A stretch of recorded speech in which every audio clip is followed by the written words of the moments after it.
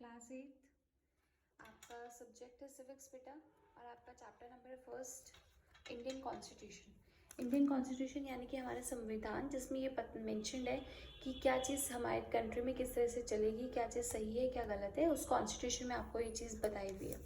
ठीक है, जैसे आपको फ्रीडम है अपना बोलने की, अपनी ओपिनियन रखने की, तो ये भी हमारे कॉन्स्टिट्यूशन में दिया हुआ है। अब इस चैप्टर को स्टार्ट करते हैं। पहले समझते हैं कि जब इंडियन कॉन्स्टिट्यूशन बना तो हमें क्या क्या चेंजेस हमारी कंट्री में आए।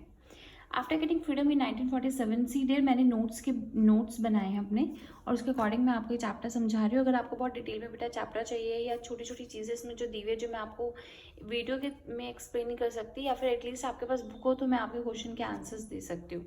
ठीक है, तो इट्स बेटर कि आप अपनी बुक्स लाकर उनमें डिटेल में इस चैप्टर को रीड आउट करें। ठीक है, वो बोलते हैं आफ्टर गेटिंग फ्रीडम इन 1947 में फ्रीडम मिलने के बाद, आपको पता है 15 अगस्त 1947 को देश को आज़ादी मिली थी। The newly independent country defined a set of laws and rules. जब कंट्री को फ्रीडम मिल गई उसके बाद अब देश को चलाने के लिए कुछ रूल्स रेगुलेशन का बनाना ज़रूरी था। तो एक नई इंडिपेंडेंट कंट्री ने, हमारे इंडिया ने अपने कुछ लॉज और रूल्स रेगुलेशन बनाए लोगों के लिए। इंडियन नेशनल कांग्रेस इन 1935। ठीक है, लॉज क्यों बनाए गए थे? जिससे कि लोगों के साथ इक्वल बिहेव किया जा सके, जितने भी कंट्री में लोग थे उनको सब इक्वालिटी दिख कर उनके साथ मेंटेन करी जा सके। इंडियन नेशनल कांग्रेस इन 1935। सबसे पहले हमारे देश में कॉन्स्टिट्यूशन बनाने के लिए जिसने आवाज़ उठाई थी वो था आपके इंडियन नेशनल कांग्रेस। 1935 में इन्होंने सबसे पहले कहा था कि कॉन्स्टिट्यूंट असेंबली एक बननी चाहिए जिसमें वो लॉज बनाए जाए। ब्रिटिश पीपल पॉलिसीज, ये मैंने हेडिंग्स लिए। ठीक है, मैं आपको उसको क्लियर कर रही हूँ। ब्रिटिश पीपल पॉलिसीज, ब्रिटिशर्स की जो पॉलिसीज थी वो एक तरीका लोगों के अंदर एक अनफेयर पॉलिसीज थी। कुछ जगहों पे वो पॉलिसीज सही थी पर कुछ जगहों पे वो सही नहीं थी, पर वो लोगों में, इंडिया के लोगों में, उनके लीडर्स में इनइक्वालिटी क्रिएट कर रही थी कि लोग उससे सहमत नहीं थे, कुछ चीज़ें उसमें फेयर नहीं थी। अब India want policies would be fair to all the people of India, और इंडिया को ऐसी पॉलिसीज चाहिए थी जो कि फेयर हो, जो कि सबके लिए जस्टिस हो, जो सबके लिए इक्वल हो। अगर एक पर्सन को फांसी करने पे सज़ा है तो दूसरे पर्सन को भी फांसी करने पे सज़ा हो, चाहे वो रिच हो चाहे वो पुअर हो। तो इंडिया को ऐसी पॉलिसीज चाहिए थी। इन 1946 अ cabinet minister, sorry, a cabinet mission from United Kingdom was sent to India to plan the transfer of power from British government to Indian leaders। वो बोलते हैं 1946 में कैबिनेट मिशन यूनाइटेड किंगडम से उन्होंने इंडिया के पास एक प्लान भेजा और बोला कि आप पावर्स को देखो। 47 में तो ऑब्वियसली मतलब पूरी तरह से वो हो चुका था कंट्री, तो उन्होंने एक प्लान भेजा कि आप अपनी जो पावर्स है जो ब्रिटिश गवर्नमेंट से लेके इंडियन लीडर्स को पावर्स को ट्रांसफर कर दिया जाए। जब देश आपका ऑलमोस्ट आज़ादी पर था तब ये बात रखी गई कि भाई इंडियन गवर्नमेंट को वो पावर्स दे दी जाए। किससे लेके? ब्रिटिशर्स से लेकर। ब्रिटिशर्स ने ये यूनाइटेड किंगडम से ये 1946 में भेजा था। On December 1946 the constituent assembly was formed. 9 दिसंबर 1946 के अंदर आपकी कॉन्स्टिट्यूंट असेंबली फाइनली बनाई गई थी। ठीक है, बन गई थी। अब बात यह है कि हमें कॉन्स्टिट्यूशन की ज़रूरत क्यों है? हमें कॉन्स्टिट्यूशन की ज़रूरत बेटा क्यों है? Define the basic nature of a society, हमारी सोसाइटी किस तरह से चलाई जा सके, हमारी सोसाइटी को एक नया वे देने के लिए, सब जो सबके लिए एक जैसा हो, उस वे को देखने के लिए, अपनी सोसाइटी को समझने के लिए, उनके बेसिक नेचर को डिसाइड करने के लिए। जैसे हर पर्सन जस्टिस चाहता है, हर पर्सन चाहता है कि जो सही हो उसे सही बताया जाए, जो गलत हो उसे गलत बताया। तो वो नेचर डिफाइन करने के लिए कंट्री को कॉन्स्टिट्यूशन बनाने की जरूरत थी।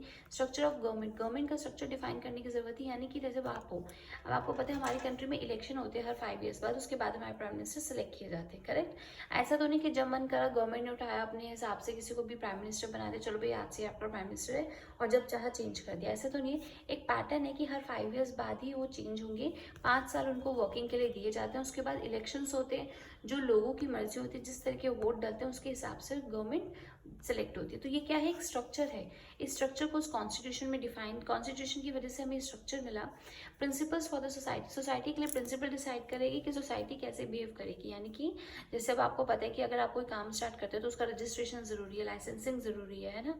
और बहुत सारी पॉलिसीज़ बनी हुई है कि सपोज जैसे अब गवर्नमेंट स्कूल के बच्चे, उनको ये है, उनको कुछ चीज़ें दी जाती है ना।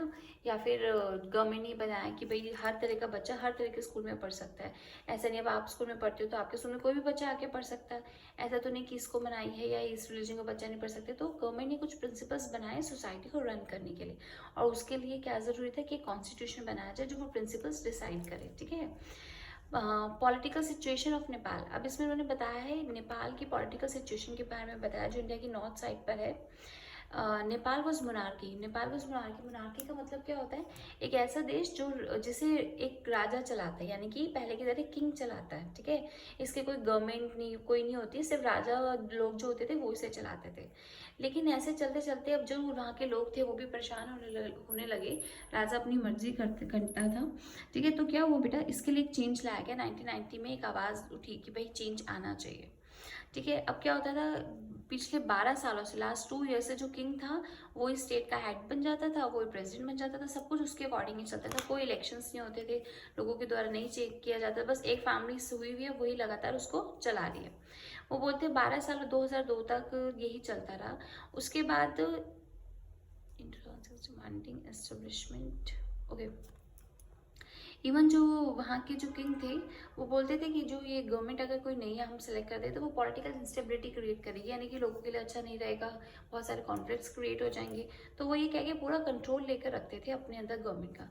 लेकिन 2006 में demand establishment of democracy, finally demand की गई कि नेपाल को डेमोक्रेसी मिलनी चाहिए, नेपाल को डेमोक्रेटिक कंट्री बनाना है। लोगों ने वहाँ आवाज़ उठाई कि हमें भी एक डेमोक्रेटिक कंट्री चाहिए जहाँ पे हम अपनी बात रख सके, जो हमारे द्वारा सेलेक्ट करी गई हो, ठीक है।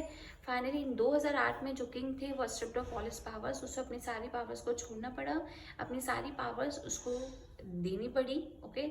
उनका जो ये शासन था ये खत्म हुआ और नेपाल को फेडरल डेमोक्रेटिक रिपब्लिक डिक्लेयर करा गया। फाइनली नेपाल आज़ाद हुआ, ठीक है।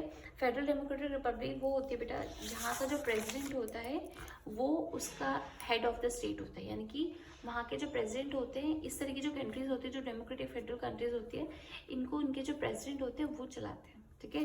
अब आपका जो रिमेनिंग चैप्टर है डियर वो भी मैं आपको नोट्स के अकॉर्डिंग धीरे धीरे समझाती जाऊँगी, ठीक है। अब वो नेक्स्ट वीडियो में बनाएंगे और प्लीज़ बेटा आप अपनी बुक्स लो जिससे कि आपको ये क्लियरली समझ में आ सके, because it is not easy for me कि मैं पूरा का पूरा चैप्टर पेस्ट करूँ कॉपी पर और उसके बाद आपको एक चीज़ क्लियर करूँ। बट बहुत सारी टर्मिनोलॉजी है जो आपके लिए ज़रूरी है कि आप उसे पढ़ो और उनके मीनिंग समझो तो आपकी वोकैब इंक्रीज हो, ठीक है। इसलिए ज़रूरी है कि आप लोग बुक्स लें।